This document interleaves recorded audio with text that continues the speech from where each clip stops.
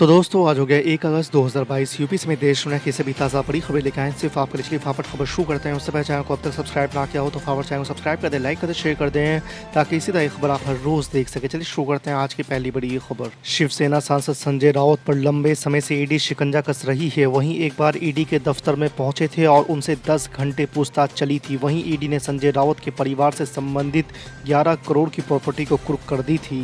इसमें जमीन भी शामिल थी। रविवार को संजय राउत के 3 ठिकानों पर करीब 9 घंटे छापेमारी चली। ईडी ने 11.5 लाख रुपए की नकदी जब्त की। ईडी का आरोप है कि संजय राउत पूछताछ में सहयोग नहीं कर रहे थे, इसलिए उन्हें हिरासत में लिया गया। आपको बता दें कि यह पूरी छानबीन पात्रा चौल स्कैम को लेकर चल रही है, जिसमें संजय राउत का परिवार भी आरोपी है। भाजपा के राष्ट्रीय अध्यक्ष जेपी नड्डा और केंद्रीय गृह मंत्री अमित शाह ने बिहार भाजपा के प्रमुख नेताओं के साथ संयुक्त बैठक ली। बिहार के बीजेपी सांसदों, विधायकों और विधान पार्षद की बैठक पहले हुई और उसके बाद बिहार भाजपा की कोर कमेटी शाह और नड्डा के साथ बैठी। इन मीटिंगों में दोनों शीर्ष नेताओं ने बिहार में भाजपा को और मजबूत बनाने के लिए कई टास्क सौंपे, साथ ही गुरु मंत्र भी दिए। मानसून सत्र के पहले सप्ताह के मुकाबले दूसरे सप्ताह में कामकाज 26.90% से गिरकर 16.49% पर पहुंच गया है। राज्यसभा में अलग अलग मुद्दों पर हंगामे के कारण कार्रवाई बार बार बाधित हुई है। हंगामे के कारण 23 सदस्यों को निलंबित भी किया जा चुका है। आपको बता दें कि राज्यसभा के सभापति एम वेंकैया नायडू हंगामे और व्यवधान पर यह कहते हुए अपनी नाखुशी जता चुके हैं कि व्यवधान संसदीय लोकतंत्र का विनाश है। तमिलनाडु के मुख्यमंत्री एम.के. स्टालिन ने कहा है कि भारत पर एक भाषा, एक धर्म और एक संस्कृति थोपना संभव नहीं है। उन्होंने कहा है कि जो लोग एक भाषा और एक धर्म को बढ़ावा देने वाले हमारी एकता को तोड़ने की कोशिश कर रहे हैं, वे भारत और भारतीयों के दुश्मन हैं। इस दौरान स्टालिन ने डीएमके के सदस्यों सहित 27 सांसदों को निलंबित करने की कार्रवाई पर भी सवाल उठाए हैं। उन्होंने कहा है कि यह चिंता का विषय है कि भारतीय लोकतंत्र की ऐसी स्थिति है। एसएससी घोटाले में गिरफ्तार बंगाल सरकार के पूर्व मंत्री पार्थ चटर्जी को रविवार को ईएसआई हॉस्पिटल लाया गया, जहां उनकी मेडिकल जांच होगी। इस दौरान उन्होंने कहा कि ईडी ने जो पैसे बरामद किए हैं वो मेरे नहीं हैं। पार्थ चटर्जी ने कहा कि समय आने दीजिए, आपको ये पता चलेगा कि इन पैसों का संबंध मुझसे नहीं है। आपको बता दें कि पार्थ चटर्जी ने इससे पहले भी कहा था कि उनके विरुद्ध साजिश की जा रही है। प्रधानमंत्री नरेंद्र मोदी ने रविवार को कहा है कि आज़ादी की 75वीं वर्षगांठ के अवसर पर मनाया जा रहा अमृत महोत्सव एक जन आंदोलन का रूप ले रहा है और सभी क्षेत्रों और समाज के हर वर्ग के लोग इससे जुड़े अलग अलग कार्यक्रमों में हिस्सा ले रहे हैं।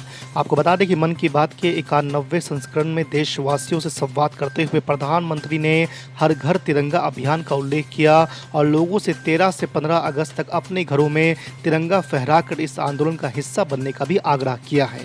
समाजवादी पार्टी से अलग होने के बाद शिवपाल यादव ने बड़ा संकेत दिया है। माना जा रहा है कि शिवपाल यादव भाजपा के साथ गठबंधन कर सकते हैं। हालांकि अभी इसको लेकर किसी तरह की कोई पुष्टि नहीं हुई है। इसको लेकर शिवपाल यादव ने रविवार को कहा है कि भाजपा से तालमेल किया जा सकता है। सपा के राष्ट्रीय अध्यक्ष ने स्वतंत्र कर दिया है। ऐसे में सभी अपमानित नेताओं को साथ लेकर पार्टी को मजबूत किया जाएगा। बिहार के राजद महागठबंधन ने बिहार में भाजपा के खिलाफ संघर्ष का बिगुल फूंक दिया है। महागठबंधन भाजपा के खिलाफ सड़क पर उतरने और 7 अगस्त को पूरे प्रदेश में प्रतिरोध मार्च निकालने का फैसला किया है। आपको बता दें कि महागठबंधन में शामिल सभी पार्टियों के नेता जिलों के मुख्यालय में धरना प्रदर्शन करेंगे।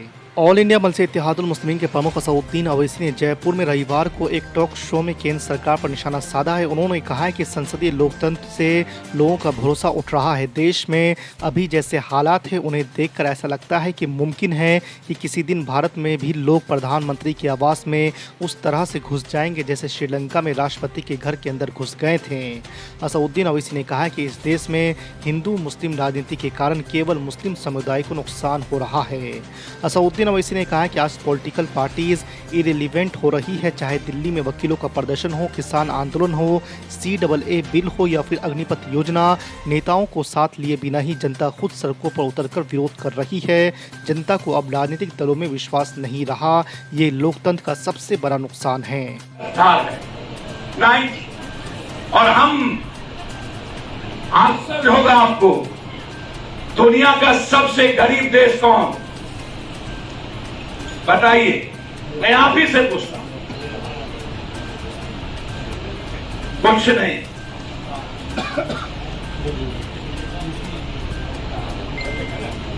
दुनिया का सबसे गरीब देश नाइजीरिया, जो मैं डेली बोलता हूं, और नाइजीरिया से भी ज्यादा गरीब भारत। और उस भारत के 140 करोड़ लोगों में 1.5% लोगों के पास दुनिया का सबसे ज्यादा पैसा। भारत नाइजीरिया से नीचे चला गया और अदानी दुनिया में 1 से 10 में आ गया। उसके बाद आप चुप, गरीब के घर में खाना नहीं, उसके बाद आप चुप, दवाई पर 27% टैक्स बढ़ा दिया, उसके बाद आप चुप, रेट पेंसिल दवा पर अब कलम पर 7% टैक्स बढ़ा दिया, उसके बाद आप चुप। अब आप कॉपी नहीं खरीद सकते बच्चे के लिए, बेटा बेटी के लिए, उसके बाद आप चुप। 1165 रुपया 55 रुपया गैस सिलेंडर हो गया, उसके बाद आप चुप। मोमबत्ती पर, दूध पर, पनीर पर, दही पर, मतलब भारत के और दुनिया के इतिहास में आम आदमी की जिंदगी के लिए कभी टैक्स नहीं लगा था और वर्ल्ड के हिस्ट्री में कभी भी किसान के उपजाए हुए संपदा पर टैक्स नहीं लगा था। इतने बड़े जुर्म के बाद जब भारत बटने की स्थिति में हो, अरे मोदी जी, मुगल 500 साल शासन किया था, औकात नहीं थी हिंदुस्तान को टच करने की। अंग्रेज शासन किया था मोदी, औकात नहीं थी भारत को टच करने की। जब पूरा दुनिया सोशल मीडिया पर है, किसको डर है हिंदू मुसलमान का? कौन सा मुसलमान जिसको टच करने की औकात रखता है? कौन सा हिंदू? नहीं कर सकता है कोई। बस सिर्फ आरएसएस और बीजेपी या हिंदुस्तान कभी भी अपनी संस्कृति और डेमोक्रेसी को नहीं खोया। सुबह से शाम पत्रकार लोग, कोई धंधा नहीं, एक ही धंधा, सबके सब धंधा, चिचुआ मैके के धंधा, हिंदू मियां, हिंदू मियां। पत्रकार की लोग जो बड़े बड़े कॉर्पोरेट पत्रकार, इनको पैसा मिल जाता, इनको महंगाई का दर्द नहीं है, इनको पनीर और दूध का दर्द नहीं है, इनको बेटी और बेटा का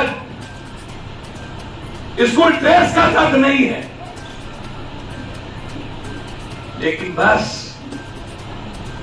एफबीआई 2024